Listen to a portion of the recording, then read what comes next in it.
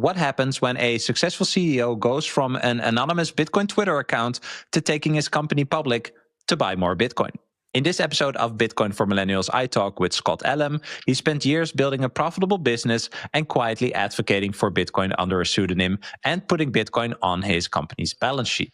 With new opportunities coming up, he's now IPO bound and turning his executive recruiting firm into a Bitcoin accumulation flywheel, which in turn will create a strategic advantage over his competitors. And keep watching because Scott will share why he thinks that a lot of entrepreneurs are actually one decision away from their Bitcoin breakthrough. All right, let's dive in. Scott Ellam, welcome to Bitcoin for Millennials. Thank you, Bram. Good to be here.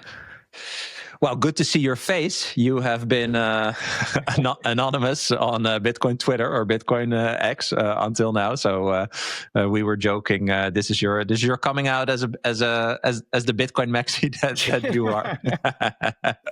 But I think you've gone through a really interesting journey and in a very exciting time right now.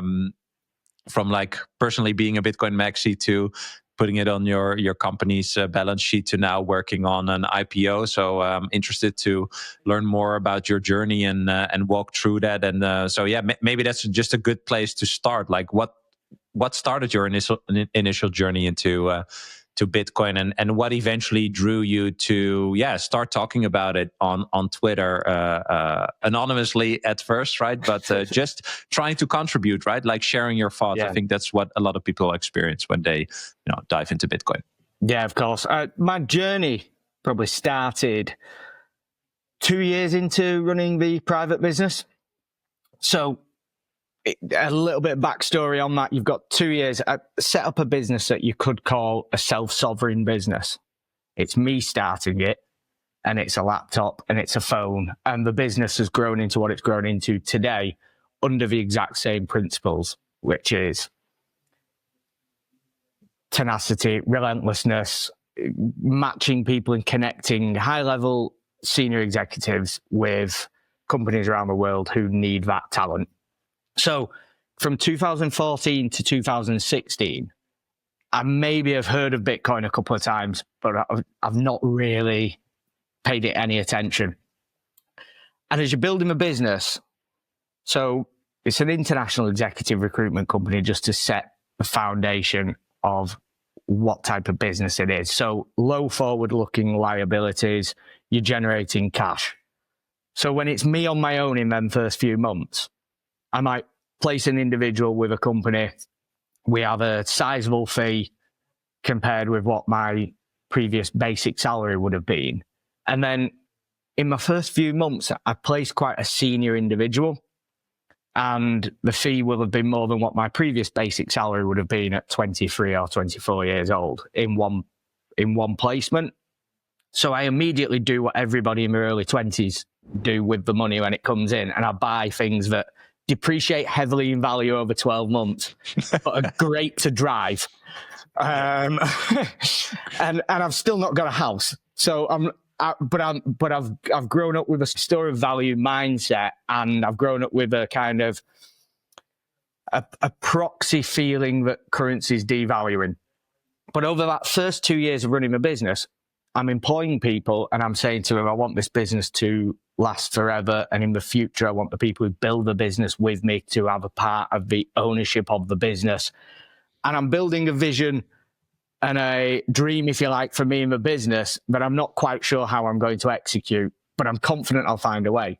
And 2 years into that process, I'm building a cash reserve in the business to be able to survive for 3 to 6 months should all of a sudden clients stop paying, we stop placing people, everything stops. You need to have that backup. So in the business, I'm building a cash reserve. And then in 2016, I get introduced to Bitcoin. And I'm only thinking about it from a personal perspective. And the first things I'm thinking, 21 million hard cap. I think everybody starts at these points. 21 million hard cap, unconfiscatable. You can send it anywhere in the world. So I'm having the basic thoughts that Bitcoiners have, which is, okay, if there's only 21 million of them and every millionaire in the world wants to buy one of these for whatever reason, that they don't want their wealth to be confiscated, or they want to move it from one country to another country, or keep it out of sight from other individuals, then the price is going to go up.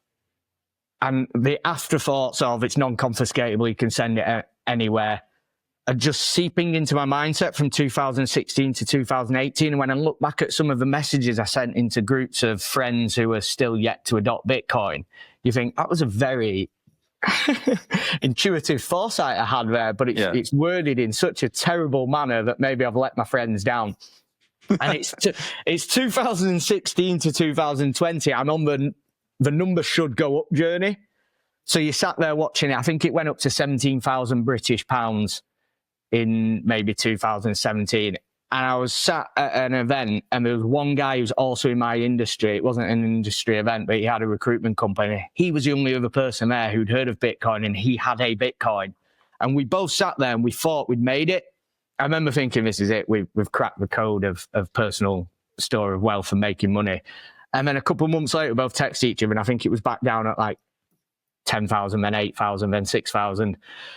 So you're going through that hardship of 2016 to 2020 where you're not 100%, you've not got the 100% conviction that we all have now, where you know there or thereabouts where this is going into hyper-Bitcoinization. But on the personal journey, I'm still building that cash reserve in the business. So my personal life, I'm starting to, if you like, understand more of the aspects of Bitcoin. It's hard to find the information. And then 2020 happens. At the exact time, I've moved the business from a town into the city centre where all the talent are, and I'm building the business to be scalable. At the same time, I'm looking at my personal balance sheet. And then every prime minister and every president around the world came out at the start of the event that happened in 2020. And effectively, what I heard them saying was, we will never allow another Lehman Brothers style economic collapse to affect the vast majority of individuals. So if there's an economic shock, we will debase the currency and accelerate the printing of money in order to delay the immediate impacts of an economic crisis. And it was at that moment where I became a Bitcoin maxi pretty much on the spot and started devouring all the information and finding, it was difficult at the time, it was certainly difficult prior to that, to find good quality information like your podcast, other podcasts with good quality guests on, where you think, right, now I'm understanding all the other aspects of mining, and I'm understanding how the nodes work, and I'm understanding it in detail, and my conviction was built very fast. So by the end of 2020, I am personally gone on that journey where I become Bitcoin only Scott, but I'm a social media low user, if you like, in my personal life. Yeah. And it was 2020, I think August, where Michael Saylor put Bitcoin on my balance sheet, and I'm looking at my trapped capital that has dwindled in size in comparison to my allocation to Bitcoin from a percentage basis. We've got trapped capital in the UK and your ISAs and your SIPs. So when Michael Saylor put Bitcoin on the balance sheet, all right, okay, I'll buy some of this share in America that I have to fill out a lot of forms for in the UK, and I'll start allocating to that. And then immediately after that, my thoughts are, well, we've built up this cash reserve in the business to support the business in really tough economic shocks. We've just gone through one of them shocks, and we now have the cash reserve. But intuitively, from 2014 to 2020, I've watched the cash reserve every year go down in my opinion, probably about 10% is what it feels like to me in purchasing power year on year on year. So you start thinking, well, when I set the business up to ideally build a business that would live forever, which sounds an ambitious target and probably slightly a delusional target if you looked at the business back in 2014 with me and one or two of us joining at the time, I started to see an opportunity to actually make that a reality with Bitcoin. So I went from personal Bitcoin maxi quite quickly into business Bitcoin maxi, and believing that every business needs to study Bitcoin and consider allocating Bitcoin to its balance sheet in order for it to be able to live forever. And that goes right from your Italian restaurant that's family owned through to your worldwide global PLC. Yeah. So that was my journey. Bitcoin custody is evolving, and on-ramp is leading this change with multi-institution custody, eliminating single points of failure. Instead of relying on one institution, on-ramp secures your Bitcoin in a cold storage multi-sig vault backed by 3 independent custodians, where no single party can move your funds alone, providing an unprecedented level of security. Your assets are protected by a 100 million Lloyd's of London insurance policy, with all transactions fully auditable on-chain and only executed at your direction. This means complete transparency and control over your assets at all time. Beyond custody, on-ramp provides comprehensive Bitcoin services that include trading, lending, inheritance planning, and IRAs. You can view them as your private Bitcoin banking partner tailored to your wealth preservation goals. Whether you're new to Bitcoin or an experienced holder, on-ramp's approach helps you secure your generational wealth with unmatched security and peace of mind. You can sign up at onrampbitcoin.com and use code BRAM, that's BRAM, to receive $150 in Bitcoin after your first deposit. If you first want to learn more, you can also book a free consultation via their website to speak with one of their Bitcoin custody experts. Tell them you came through me, and they'll take extra good care of you. My American friends, I've got something for you. If you're into Bitcoin, you want to grow your stack in any way possible. What if you could do it effortlessly just by spending your fiat? The Gemini Bitcoin credit card is designed to help you do just that by giving you instant Bitcoin rewards on every purchase. Just use it like any other credit card and earn back up to 4% on transportation, 3% on dining, 2% on groceries, and 1% on everything else. There are no annual fees for this card and no exchange fees to receive your Bitcoin rewards. Sign up to get your limited edition Bitcoin Orange credit card and earn a $200 Bitcoin bonus when you spend $3,000 in the first 90 days. You can find more information and terms in the description below, or go to gemini.com/Bram to sign up today and start stacking effortlessly. That's gemini.com/Bram. How did your thinking change, or did you have a team that you had to pitch, for example? Like, how do you change the mindset within a company, basically using another money to influence the certainty/uncertainty of a company's future? Yeah, so I think the adoption will start when it comes to private companies. The adoption can be faster and the decision making can be faster when there's one individual in control of the business, and that individual is a Bitcoin maxi. If there's 2 shareholders, and I know people where there's one Bitcoin maxi who owns 50%, one non-Bitcoin maxi who owns 50%, and they're allocating small, and one of them's coming along the journey and starting to study. But for me, because I was in full control of the business, it was my decision to do that.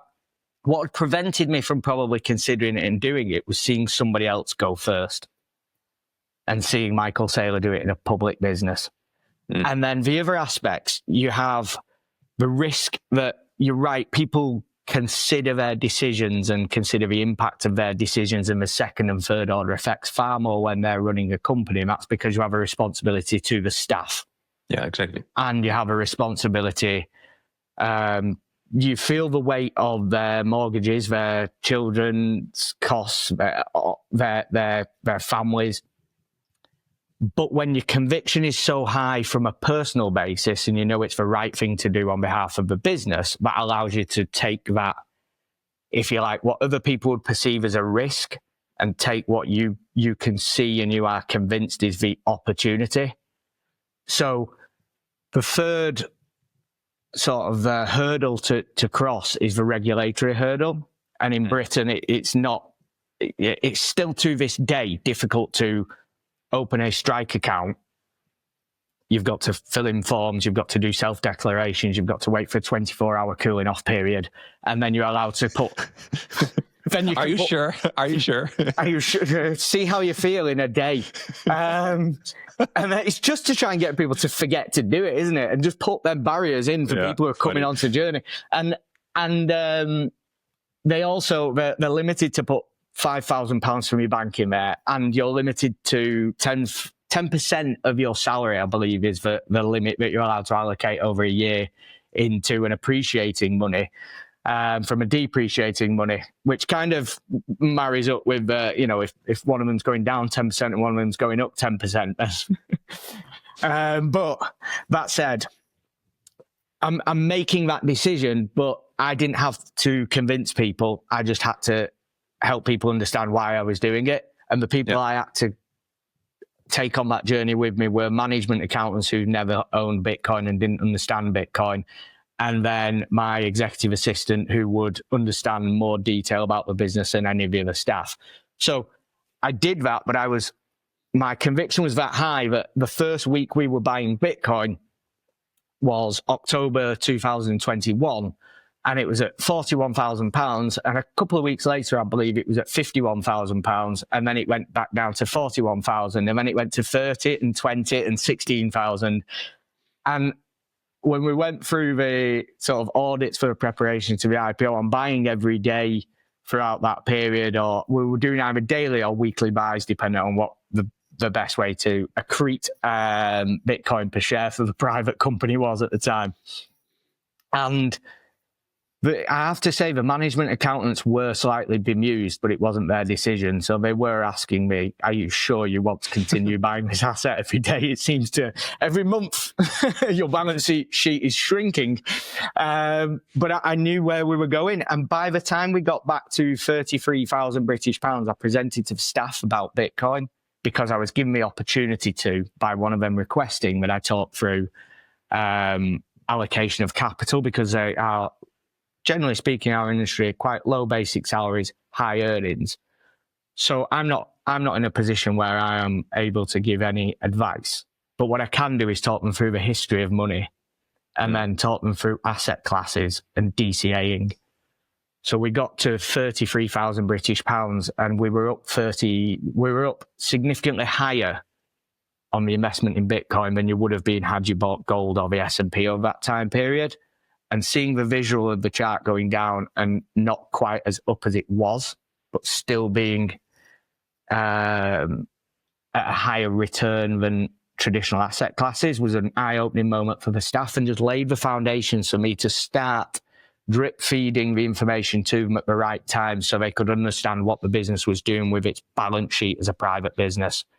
So, yeah, you have a lot to consider as a private business. And what I would say is, if you've been through the journey as a personal Bitcoiner, you're in a far better position to implement a Bitcoin strategy in the business, and you have that hardened conviction where you don't waver.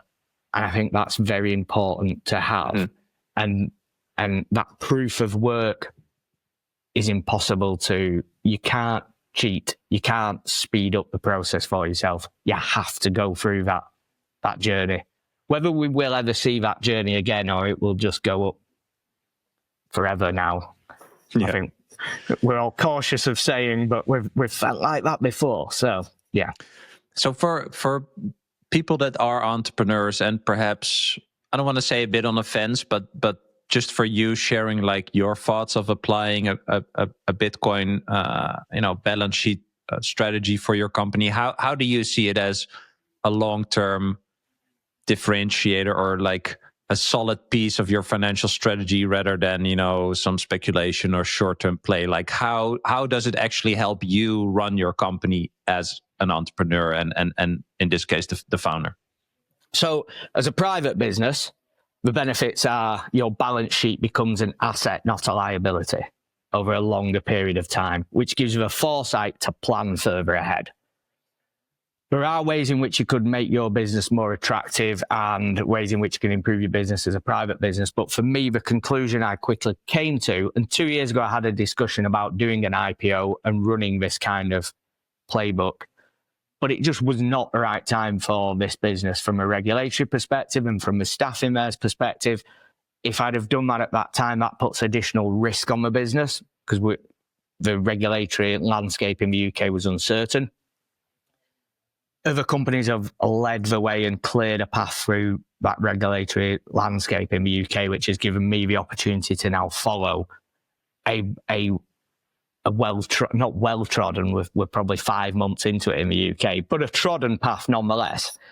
And I think the differentiator for us is I firmly believe this will be, we've got a 4-year history of buying Bitcoin behind us. We hold just under 10 Bitcoin, I think 9.27 Bitcoin at an average purchase price of 37,500.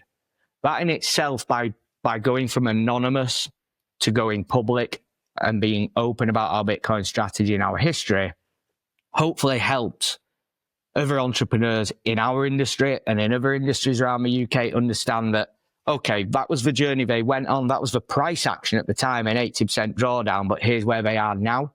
And just gives them the confidence and the reference point in a tough time if they started that journey now to understand that it's a trodden path and over a longer time period, the thesis seems to work out. So just helping give other businesses that confidence that someone else has been there and done that publicly. Now, moving into a public business, what I've always sort of seen, we've solved the balance sheet issue of the cash reserves, turn the cash reserves from a liability to an asset. But what's the biggest barrier to growth in an executive recruitment company? Now, we work across a number of different industries and we work internationally. Our fee levels will be between, let's say, £10,000 to £100,000 for placing one individual at a senior level within a logistics firm, an engineering firm, a gaming firm, a warehouse automation firm, professional services firm. We work with, I think we've worked with all of the big four over the years, placing people in Luxembourg and Dubai. Now, what's the biggest barrier for growth? Well, there is, in Leeds alone, it is an epicenter of international recruitment. And there's a long story behind that, but a lot of them have been born in this city. So if we're competing in the USA for a piece of business, it's often a business that's across the road or in the same square mile that we are. How do you differentiate yourself and how do you grow that operating business? Well, the answer to that is you need a clear and attractive talent acquisition model, and you need to attract high billing experienced talent. So proven, profitable, self-sovereign, if you like, recruitment consultants operating at our level. And they will generate, let's say, between £300,000 and £500,000 of revenue a year with quite high profit margins. So low basic salary, high commission. Now, every business, let's say the 35, I believe, businesses in Leeds that have the same model, most of them are privately owned, most of them are quite small businesses between 5 and 30 staff. Now, each one of them businesses, there's only a certain amount of commission that they will pay. So low basic salary, they might earn £120,000 overall, and they've billed £300,000 plus for the business. That business has a problem with where to put its cash. But beside that point, we need to attract them people into our business. So by going public, we now build a vehicle that allows us to issue performance-based long-term share incentives to staff. So if you join our business, you've got a similar basic salary, you've got a similar commission scheme, you've got all the tools, and you've got a scalable business to work in. But what you have is an added bonus that if you hit target and you generate £300,000, £400,000, £500,000 of revenue for this business this year, we use that cash to buy Bitcoin. You also earn some share options based on performance at the end of the year. And we can do that over 1, 2, 3, 4, 5, 6, 7 years. So it effectively works as, I would describe it as, in some manner, it feels like a free option for high-performing consultants, in that, well, it's a similar landscape, but there's this added element that can supercharge my personal earnings over my career if I'm with that business and I'm earning equity based on the revenue I'm bringing into a business. So it marries, it's a compounding effect of human capital attracted to digital capital, generating more revenue to buy more digital capital, which in turn attracts more human capital. And it's that compounding kind of flywheel that we want to create on the operating business side that relies on us executing an aggressive Bitcoin treasury strategy as well. So putting both of them together, I believe this will be one of the first traditional businesses to grow as a direct result of the Bitcoin strategy and attract high-performing talent. I find it interesting that Bitcoin, also in your context, creates a certain competitive advantage that could potentially help you grow the business and also outgrow the competition, right? And that is something that I've also seen on my journey. Is Bitcoin works like that in many different ways. And I find it super interesting to hear that this is that for you. Was that like a logical conclusion for you? It was, one of them intuitive feelings you have. So when I started stacking Bitcoin on balance sheet in 2021, I always knew that at some point, because you mentioned earlier my journey as an anon on Twitter, where that's my escape vessel for my thoughts on Bitcoin. I'm not discussing it in my business. I'm not discussing it with clients. I'm not discussing it with candidates. I'm not discussing it with the consultants in my room. This is my sort of ability to now, until I've come up with the plan that really integrates Bitcoin into the business, I won't have the excuse to speak about it 24/7. Now I do. And I always knew there'd be a way to grow the business as a direct result of the Bitcoin strategy, but I was probably thinking at the start more along the lines of being a private business. So as a private business, you could carry on stacking Bitcoin and be more proactive in attracting staff and letting them know that we have Bitcoin on the balance sheet. But what's the benefit to them? Well, I want them to be able to join that journey, and I want the people who are joining the business to be able to, based on performance and based on their contribution to the business, be able to earn shares in the business. So it's accretive to all shareholders, and all the staff are aligned with shareholder value generation. And I suppose from a point of view of other areas where Bitcoin benefits, it's about driving that education, that integration, and that adoption. The staff in this business right now are excited about the IPO and excited about the share options that are available based on performance for them. But I don't know that any of them are actually Bitcoin maxes. There's Bitcoin interest, and there's now a real motivation to understand Bitcoin and really understand the thesis and the model of the Bitcoin treasury company. They're excited, but ask them to make an on-chain transaction, it's unlikely any of them would know what you meant or be able to do that. So I think the adoption does increase over the next 4 to 8 years, but it's not necessarily how Bitcoin maximalists have seen the adoption increase over the last 10 years. And I think this is one of them drivers that just helps people understand that Bitcoin is going to go through hyper-normalization over the next 5 to 10 years. If you want to self-custody your Bitcoin stack, I recommend the Blockstream Jade Plus. I've been using this premium Bitcoin-only hardware wallet for a few months now, and I love its design and ease of use. What makes it stand out is its open source hardware and software, and Blockstream's unique genuine check, which makes sure that your device is authentic. No backdoors or compromises. You can connect with the Jade Plus however you want.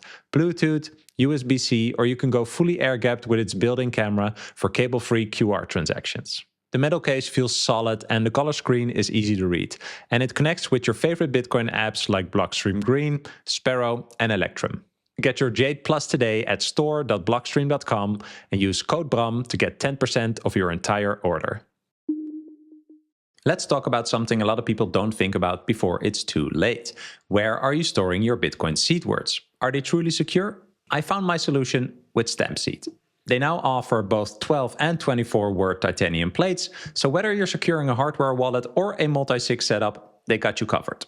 Your seed phrase gets permanently stamped into pure titanium that withstands fire, survives water, and lasts for generations. Unlike shallow etching methods, Stampseed's patented tools help you to deeply stamp every letter for permanent readability, protecting your financial legacy. Their new kit includes test pieces for practice and is compatible with both the 12 and the 24 word plates.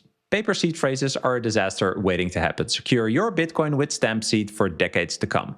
Go to stampseed.com and use code BRAM21, that's BRAM21, for 21% of your order between November 26th and December 2nd. Have you had any like surprising meetings with other undercover Bitcoiners? Like I can imagine that, like I said in the beginning, I think for entrepreneurs, the whole cash flow idea, lowering your uncertainty towards the future, right? Thinking about this continuity of the business is something that any entrepreneur thinks about, right? And obviously you and I think Bitcoin is a great tool to help with that.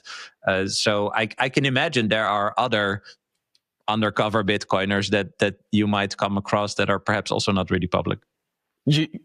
Well, there's the Bitcoin networking that I've proactively done over the last few years, attending conferences and all that kind of thing, where you know somebody's a Bitcoiner and you know they're working at a high level within business or whatever it might be. But in normie world, where I'm having conversations with people at a senior level, sometimes you see them signs that someone could be a Bitcoiner, or they're certainly about to become one. And I remember a client over in North America talking to me about the fourth turning and about the truckers having their money seized or frozen in Canada. And I remember thinking, this guy must be a Bitcoiner. So I tend to do just little tests. So just drop in sentences like, well, over in the UK, the Chancellor's on the brink of bailout again. Yeah. And just see whether they sort of say, oh, you're a Bitcoin, without bringing it into a professional conversation. Yeah. But there was a scenario where I have spoke to somebody who, after a few minutes in the conversation, they said, you're Bitcoin only Scott, aren't you? Yeah, I am, yeah. I listen to the Spaces every week with you and Jordan and Jeremy. I was like, okay, so I recognise your voice, so clearly I have a recognisable voice. So it has happened on occasions, but it's very rare that you meet a Maxi in the wild organically. So, like a Pokemon. Yeah, like a Pokemon. So another aspect of the business that I'm excited about. So yes, aggressive Bitcoin treasury strategy, aggressive talent acquisition and attraction strategy. But we place with businesses that trust us, and we have candidates who trust us. And part of that trust is, yes, there's a relentless sort of tenacity to get the best result.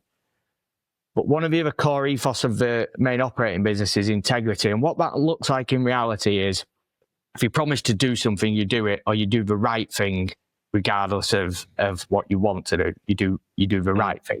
And quite often in our industry, there's a tendency for consultants. There's consultants who are confidential, and then there's consultants who are not. Candidates and clients don't like to go back to people who've not shown and got a proven history of working confidentially. So we want to build a bridge for Bitcoin maxis like myself and like the guy I referenced who works in the banks, who are in traditional roles, highly experienced executives, and that might be vice presidents of marketing, it might be chief investment officers, it might be chief revenue officers, it might be chief commercial officers. It could be any senior executive level role, but they're a Bitcoin maximalist and they're stuck in their fiat position. And we want to build a bridge where they can confidentially have a conversation with our team and say, look, here's my experience. Here's the size of contracts I've delivered. Here are the size of investors I tend to deal with.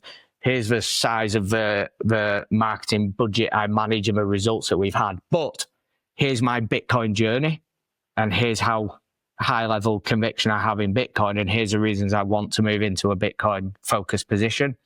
And build that area where they can come confidentially and put their hand up and say, when the right role comes around, I'm here. And then from a client perspective, I've had inquiries from clients looking for people who fit that kind of background already and pass them to the team. And that'll either, over the next 3 to 5 years, I think that'll be heavily beneficial to Bitcoin native businesses, yes. And then Bitcoin treasury companies, yes. But over the next 3, 5, 7 years, every business on the FTSE, every business on the Nasdaq, every business on the S&P, all of them at some point need to study Bitcoin, understand Bitcoin, and work out where Bitcoin fits into their business and helps them either defensively save their business and remove the liability of the cash held on the balance sheet, or strengthen their business and proactively allow them to bring in more customers, more revenue, and gain more market share. And we want to build a place where we say, we've got 4 years of history stacking as a private business, doing everything you need to do, multi-sig in multiple jurisdictions and all of them aspects, coaching the accountants. And we've now got a history as a public business, running it with a higher level of governance, a higher level of regulations, and an accelerated strategy. So if you're looking for a chief Bitcoin officer for one of the big 4 consultancy firms, or you're looking for a chief Bitcoin officer for your S&P 500 business, if you're open to it, we will work with you and we will identify one, find the shortlist, and we'll put them in front of you and just build up that proof of work over time. But we want to be the global go-to place for chief Bitcoin officers. I've been kind of on the fence about the Bitcoin treasury company hype, let's call it a hype.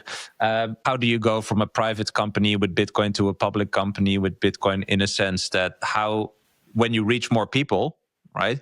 How do you communicate people's expectations or connect with their expectations, about volatility or thinking Bitcoin is risky or whatever? Like, have you thought about that? Because I think that is actually something that kind of dilutes, I would say, the power of Bitcoin for a company as we just talked about. Like, I do see that, but then if you go public, people have opinions, right? Also, people that don't understand Bitcoin. So what are your thoughts? Like, I'm thinking more like, could it be damaging for the company and or Bitcoin in the narrative, right? And I think you are a Bitcoin maxi, so I assume that you know what you're talking about, right? But I see a lot of people that mitigate it in a way that I think like, I don't know, I think this isn't a net positive eventually. Does that make sense?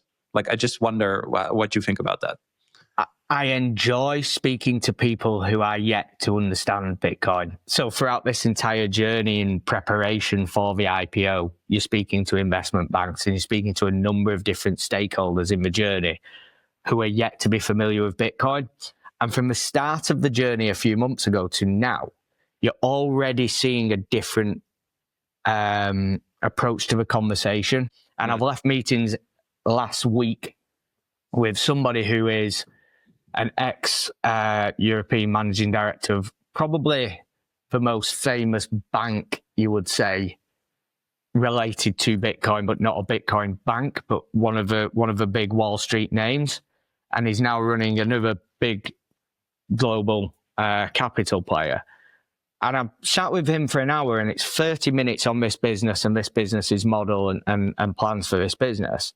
The next 30 minutes are discussing Bitcoin, and he's asking questions about, well, this cryptocurrency treasury play and this, and just breaking them down simply for him to understand. And by the end of that conversation, you can see a different approach to it. And they're sitting back and sort of saying, nobody has ever sat me down and explained clearly the difference between Bitcoin and crypto.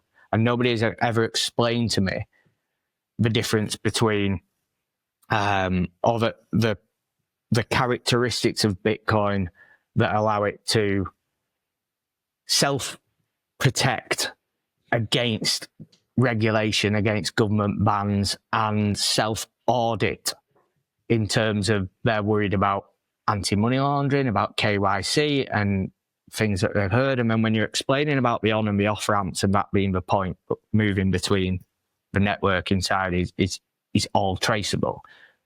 Just having those conversations, the more they understand, the more they're likely to, the more that you get chance to educate, and then the more that those who've been educated go on to integrate and more adoption grows, the less the risk of the volatility and the high swings become. So I've enjoyed that aspect of it. I'll enjoy it going into the future, but I see it as a huge positive for the space when businesses adopt it. And I'm not saying that means any Bitcoin treasury company. I don't think all Bitcoin treasury companies are, as you mentioned there, necessarily going to be ran by maxis and that kind of play. But at some point in the future, you're going to, let's say, in 10, 20 years, do you have a fiat treasury company or do you have a Bitcoin treasury company? Because you're either saving in the currency that's devaluing or you're saving in the currency that's increasing in value.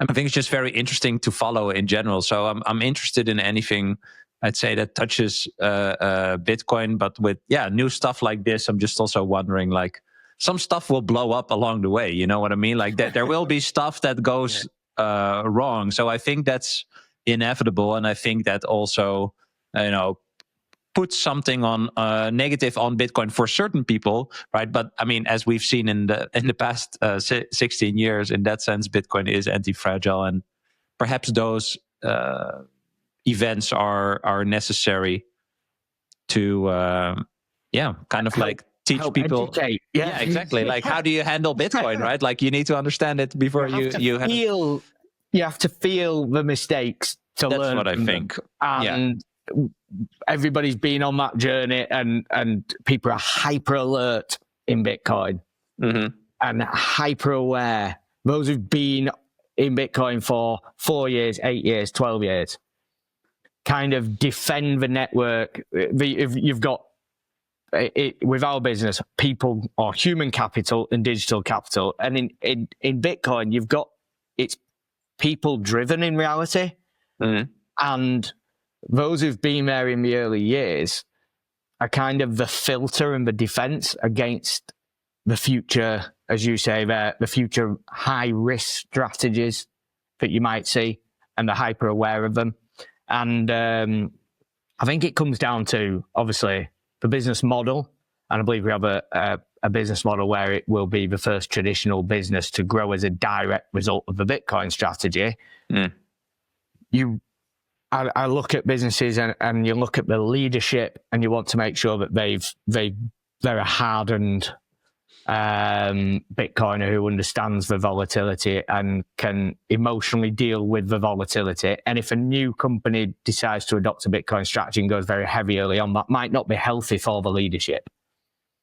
And then you also look at the team that's around them, and obviously the recruitment side of a business. We have a team who have got a scalable business to work from, a accelerated talent attraction proposition to drive the operating cash flows and increase the Bitcoin that the business can buy organically. But from a Bitcoin side of a business, the board I've built, there's two combinations that have helped us build a board that I believe will allow us to propel the business going forward. And one of them is connecting excellence as a group. Our job is to find the right people for the right roles and make that connection between the company and the individual. So the board that we've built, I believe, is a very strong board of Bitcoin maximalists with then key strategic investors. So all of them aspects that have tied together have tied together because of the ability of a business to perform its traditional obligation, which is putting good people in the right positions, and B, because we have the proof of work over 4 years of actually delivering on a strategy as a private company. So, I get the sense, I get the feel of your reservations about where does the difficulty come from in this industry going forward, and there's a worry that harms adoption in the future. But I believe that the authentic companies that have already gone and performed extremely well, you'll get the next wave coming through.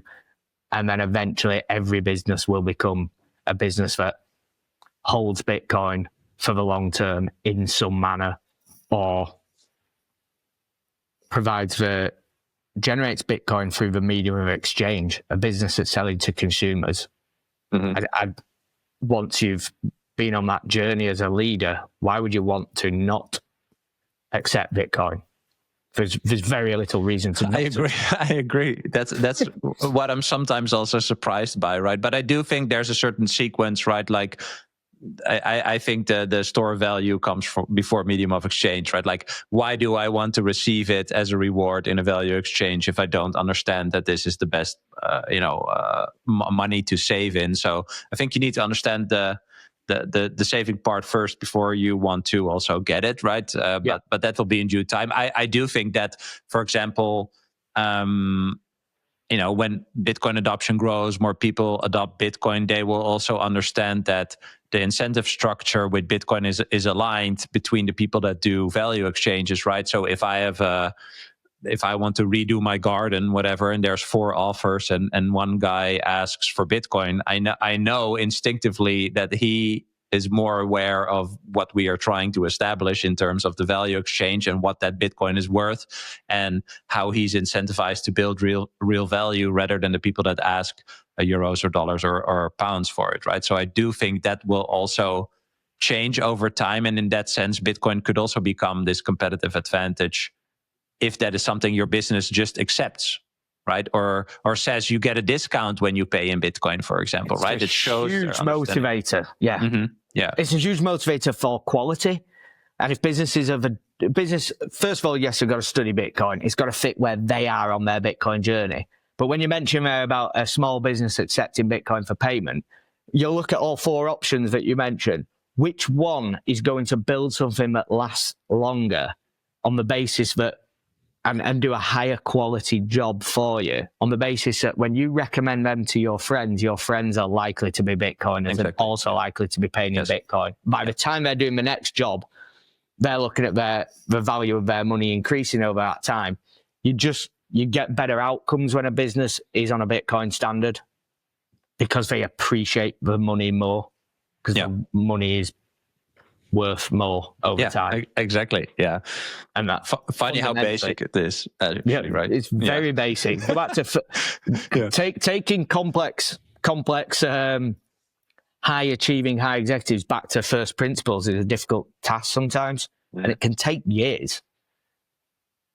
I've spoke to the ex-chairs of British banks about this subject for a couple of years, and a few weeks ago I said, right, here's what I'm doing with the business, here's the plan. And their immediate reaction was, yeah, I'd like to invest in the business, is their response. Yeah. And the reason they're doing that is maybe they did kind of understand the first principles approach a couple of years ago, and maybe they did understand the thesis. And maybe over the last few years, because I'm on Bitcoin Twitter, I look like a genius to people who are not. So when I predict that the ETFs will get signed off in, I can't remember what year it was now off the top of my head, was it 2023, the ETFs? When the ETFs were signed off. Last year when the ETFs were signed off, and I've predicted it 3 months before, they're like, you know a lot about this. The reality is Bitcoin Twitter knows a lot about this. Yeah. So when I go back to them with this proposition now, they're looking at it going, well, everything he's predicted has been correct. So I trust his judgment on the subject matter. But what they don't want to do is understand how to buy Bitcoin and self-custody Bitcoin and hold the keys. So it just allows more vehicles for people to begin getting some emotional exposure to Bitcoin and then start studying Bitcoin. So it's kind of it kind of drives adoption from 2 different angles. Mm-hmm. Yeah, I think that's something that I've come to realize later is that, not everyone will become like us, right? Or maybe eventually over time, some people will never get there, right? And so that's what I mean why I was like on the fence. I just think how Bitcoin is now woven in traditional finance is, I mean, it's inevitable. I think eventually it is a net good in the sense that Bitcoin will never go away. But I think an argument like you just had, I think has helped me also along the way. Yeah, like some people just don't want to be bothered, right? And they will take what I would say is an inferior vehicle to then acquire Bitcoin. But for them, it's the best. And I mean, eventually I feel it's okay. Obviously, there's certain flavors, there's certain risk tolerance or,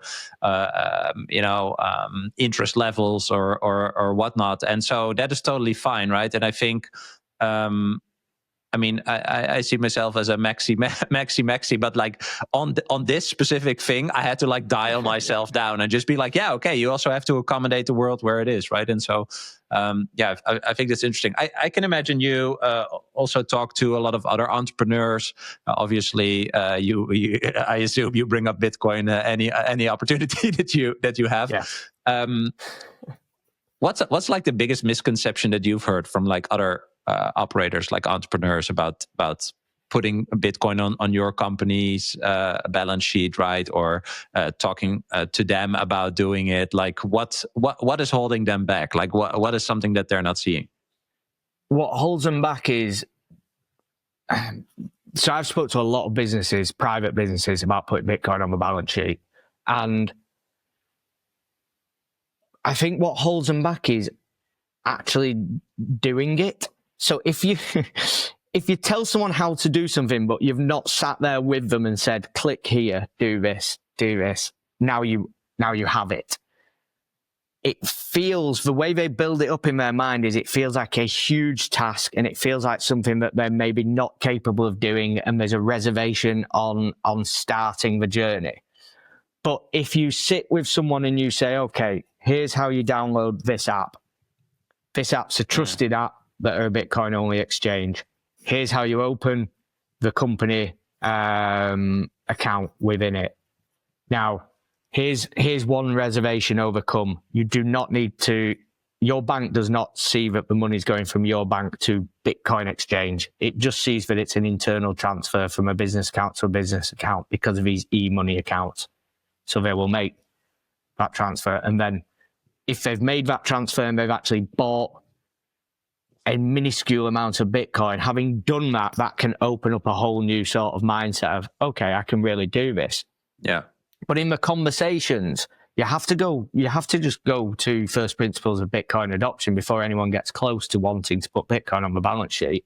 And it's not about, you don't want to have a conversation where you're intending to do anything of the move the needle for them in their understanding. It's got to be their choice to do something. And I think they need to study it and they need to hold it personally before even considering putting it on the business balance sheet.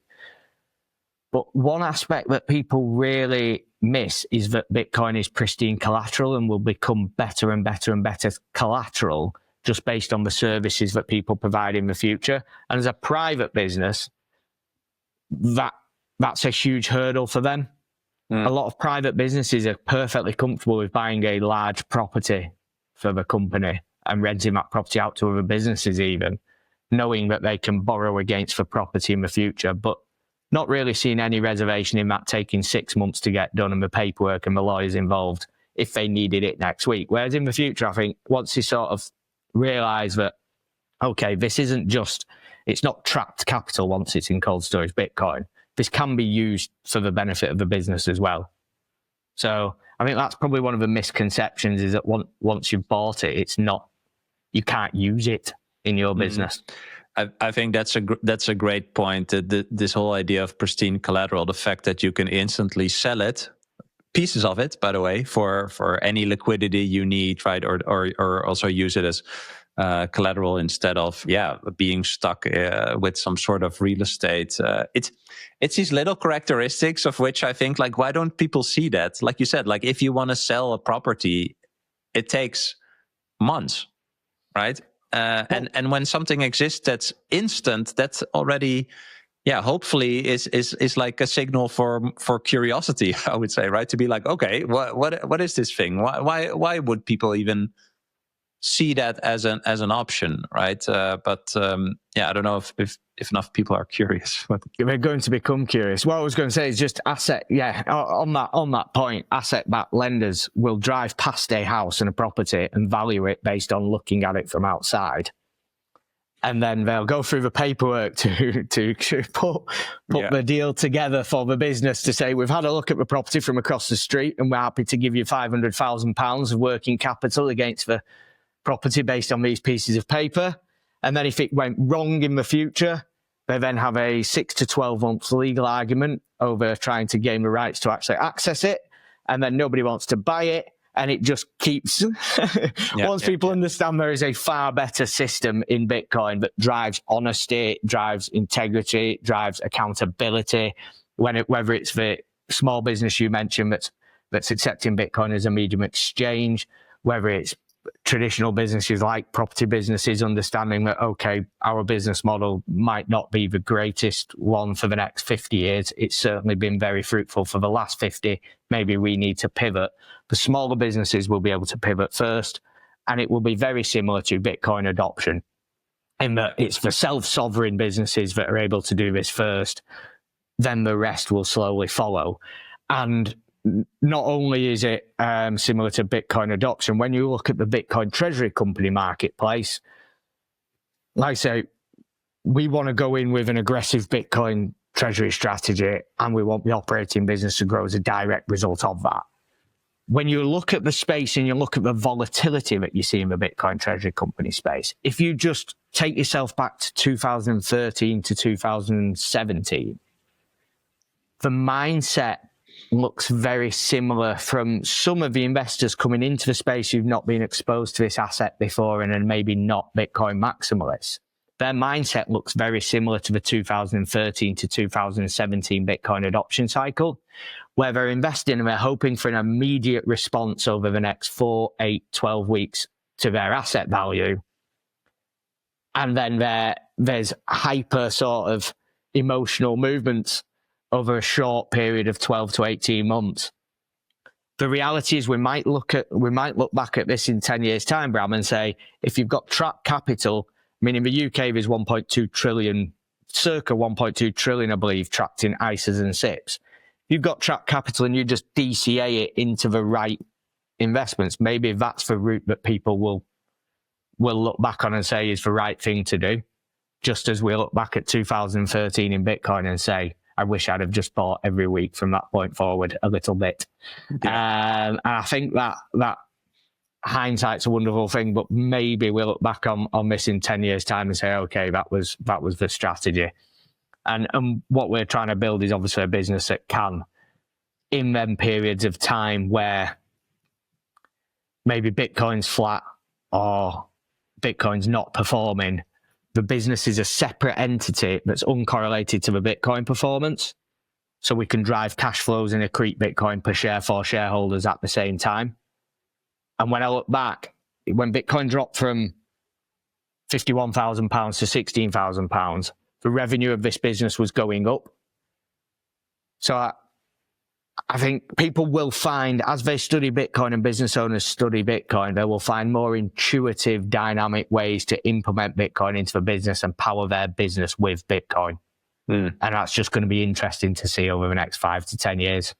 Yeah, I agree. That is just the overall thing that I'm keeping in mind. It's just like I have my seat in the stadium. I'm watching this unfold, and I think anything eventually that happens with Bitcoin is good for Bitcoin. Like I believe it is anti-fragile. It'll show its value to more and more people over time, and so it's just super interesting to follow. I wanted to ask you two short questions before we wrap up. So, like, if you look back at your journey,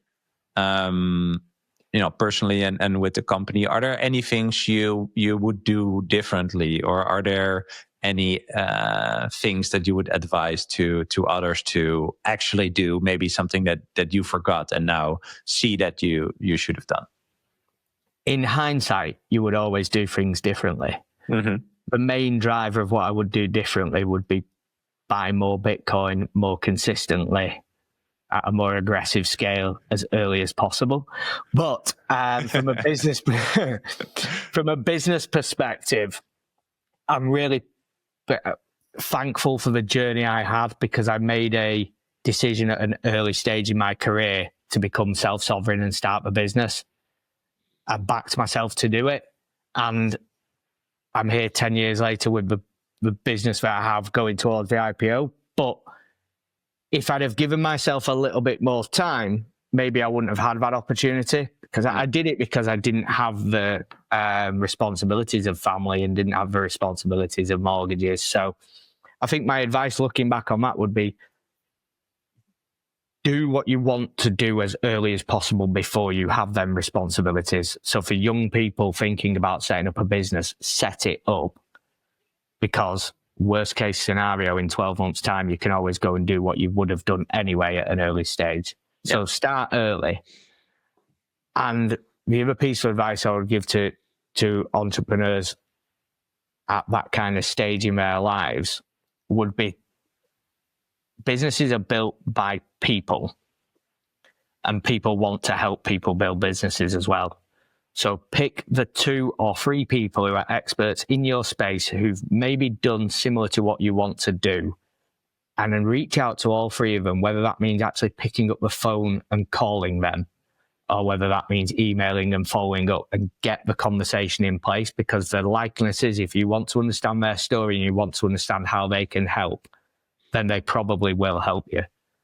And the other piece would be study Bitcoin, and don't just believe that you need to study Bitcoin and then make a decision.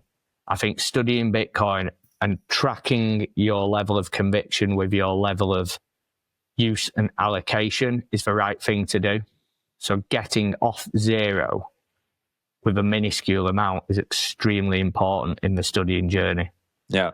Don't read the Bitcoin standard and then start with Just give yourself the opportunity to do so while you read it. Have the opportunity in place and the pipes in place.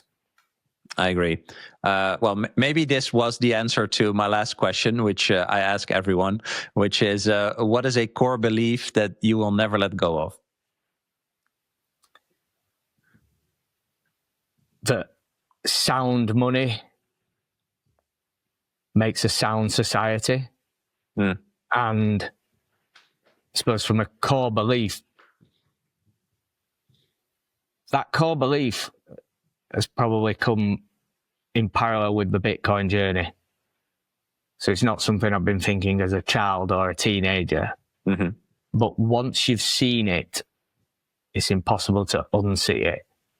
And it becomes the why and the driver behind your actions and your business actions. And whether we see a Bitcoin standard sooner or later, we are going to see one. And I think everybody who understands it and understands Bitcoin kind of has that responsibility to help drive the adoption. People like yourselves who've been public for quite a while now and help do that. So yeah, sound money certainly incentivizes sound decision making in a sound society.